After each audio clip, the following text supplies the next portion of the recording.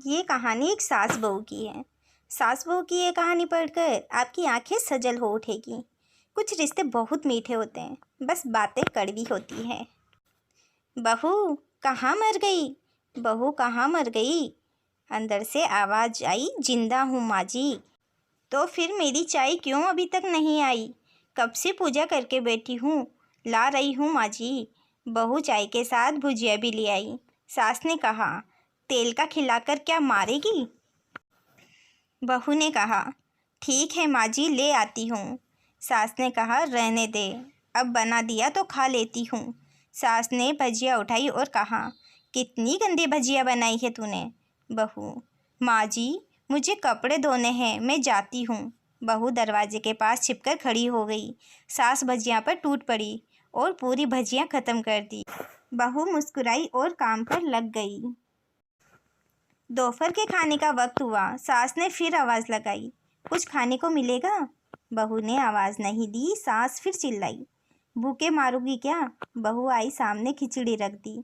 सास गुस्से से, ये क्या है, मुझे इसे नहीं खाना, इसे ले जाओ। बहू ने कहा, आपको डॉक्टर ने दिन में खिचड़ी खाने को कहा है, खाना तो पड़ेगा ही। सास मुंह बनाते हुए, हाँ तू मेरी माँ बन जा। बहू फिर मुस्कुराई और चली गई। आज इनके घर पूजा थी। बहू सुबह 4 बजे से उठ गई। पहले स्नान किया, फिर फूल लाई, माला बनाई, रसोई साफ की, पकवान और भोज बनाया। सुबह के 10 बज गए। अब सास भी उठ चुकी थी। बहू अब पंडित जी के साथ भगवान के वस्त्र तैयार कर रही थी। आज ऑफिस की छुट्टी भी थी। उसके पति भी घर पर ही थे। पूजा शुरू हुई। सास चिल्लाई, बहू ये नहीं है, वो नहीं है। बहू दौड़ी दौड़ी आती और सब करती। अब दोपहर के 3 बज गए थे। आरती की तैयारी चल रही थी। पंडित जी ने सबको आरती के लिए बुलाया और सबके हाथों में थाली दे दी। जैसे ही बहू ने थाली पकड़ी, थाली हाथ से गिर पड़ी। शायद भोज बनाते हुए बहू के हाथों में तेल लग गया था, जिससे वो पोंछना भूल गई थी। सारे लोग तरह तरह की बातें करने लगे।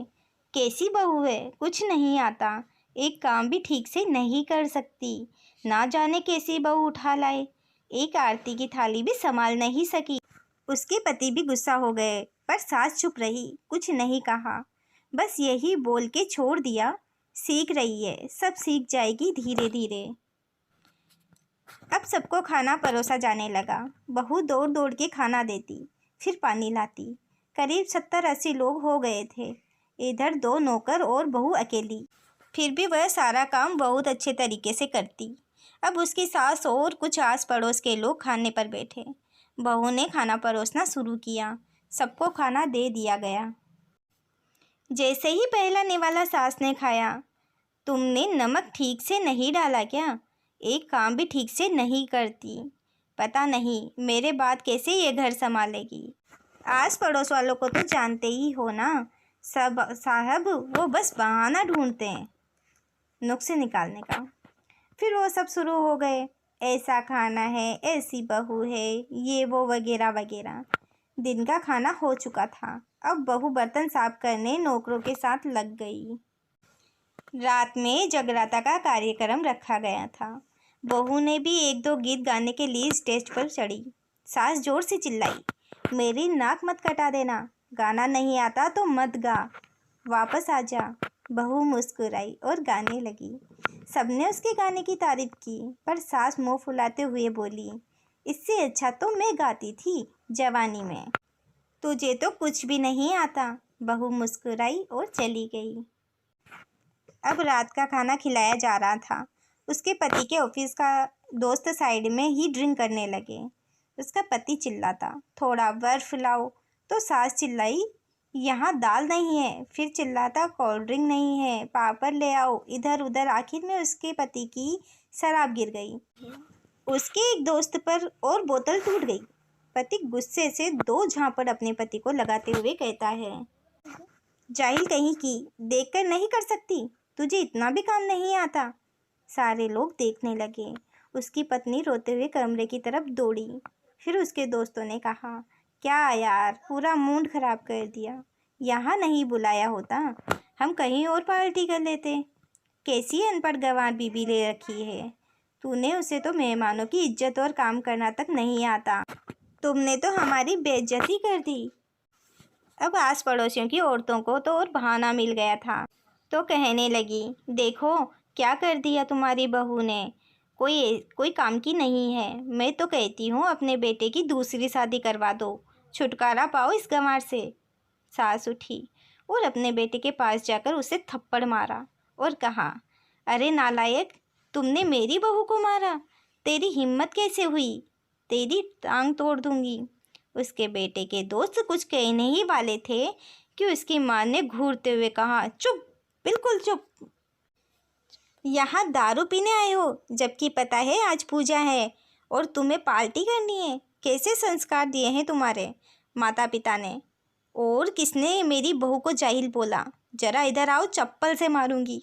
अगर मेरी बहू को किसी ने शब्द भी कहा तो अरे पापी, तूने उस लड़की को बस इसलिए मारा कि तेरी शराब की बोतल टूट गई। पापी, वो बच्ची सुबह 4 बजे से उठी है, घर का सारा काम कर रही है, ना सुबह से नाश्ता किया ना दिन का खाना खाया, फिर भी हंसते हुए सबकी बातें सुनते हुए, ताने सुनते हुए घर के काम में लगी रही। तेरे यार दोस्तों को वो अच्छी नहीं लगी। जूते से मारूंगी तेरे दोस्तों को जो कभी उन्होंने ऐसा कहा। उनके यार दोस्त चुपके से खिसक लिए। अब सास बहू के कमरे में गई और बहू का हाथ पकड़कर बाहर लाई। सबके सामने कहने लगी, किसने कहा था अपनी बहू को घर से निकालने की और दूसरी बहू ले आने की? जरा सामने आओ। कोई सामने नहीं आया। फिर सास ने कहा, तुम जानते भी क्या हो इस लड़की के बारे में? ये मेरी माँ भी है और बेटी भी। माँ इसलिए मुझे गलत काम करने पर डांटती है और बेटी इसलिए कभी कभी मेरी दिल की भावनाएं समझ जाती है। मेरी दिन रात सेवा करती है, मेरे 1000 ताने सुनती है, पर एक भी शब्द गलत नहीं कहती, ना सामने ना पीठ पीछे। और तुम कहते हो दूसरी बहू ले आऊं? याद है ना छुटकी की दादी? अपनी बहू की करतूत सास ने गुस्से से पड़ोस की महिला को कहा। अभी पिछले हफ्ते ही तुम्हें मियाँ बीबी भूखे छोड़ घूमने चले गए थे। मेरी ऐसी बहू ने 7 दिनों तक तुम्हारे घर पर खाना पानी, यहाँ तक कि तुम्हारे पैर दबाई जाती थी, और तुम इसे जाहिल बोलती हो। जाहिल तो तुम सब हो जो कोयले और हीरे में फ़र्क करना नहीं जानते। अगर आइंदा मेरी बहू के बारे में किसी ने एक लफ्ज़ भी बोला तो मुझसे बुरा कोई नहीं होगा, क्योंकि ये मेरी बहू नहीं, मेरी बेटी है। बहू सिसकियाँ लेते हुए फिर कमरे में चली गई। सास ने एक प्लेट उठाई और भोजन परोसकर बहू के कमरे में खुद ले गई। सास को भोजन लाते देखा तो बहू ने कहा, अरे माँ जी, आप क्या कर रही हो, मैं खुद ले लेती। सास ने प्यार से ताना मारते हुए कहा, डर मत, इसमें जहर नहीं है, मार नहीं डालूंगी। तुझे नई सास चाहिए होगी, पर मुझे अभी भी तू ही मेरे घर की बहू चाहिए। बहू ने अपनी सास को रोते हुए गले से लगा लिया। सास भी रो दी पहली बार और कहा, चल खाना खा ले।